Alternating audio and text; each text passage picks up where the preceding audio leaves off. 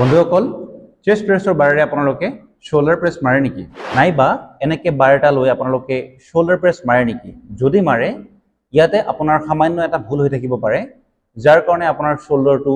grow নহব পাৰে এনেকে বাৰ এডাল লৈ বা চেষ্ট প্ৰেছৰ বাৰত কেনেকে আপোনালোকে শোল্ডাৰ প্ৰেছ মাৰিব সেইটো দেখুৱাম যেতিয়া আপুনি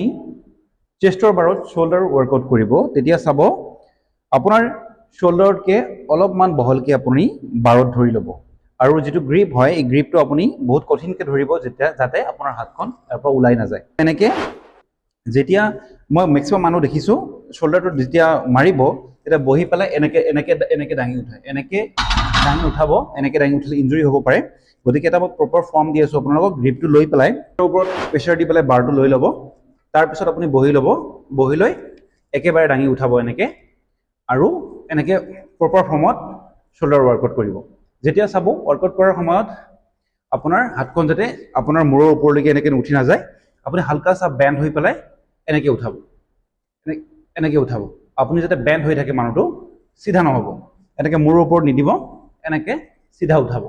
আৰু থোৱাৰ সময়ত যেতিয়া বাৰটো আপুনি থব তেতিয়া বাৰটো চেষ্টত আকৌ থব থৈ পেলাই তেতিয়া আপুনি এটা ৰাখি দিব বাৰটো এনেকে প্ৰপাৰ ফৰ্মত শোল্ডাৰ ওয়াৰ্কআউট কৰিব লাগে এই চেষ্টৰ বাৰত আৰু যদি নৰ্মাল বাৰ লয় তেনে নৰ্মাল বাৰটো সেম একেই হ'ব আপুনি বেন্ড হৈ পেলাই ওয়াৰ্কআউটটো কৰিব লাগিব এটো হৈছে প্ৰপাৰ ফৰ্ম শোল্ডাৰ প্ৰেছৰ যেটো চেষ্টৰ বাৰ দি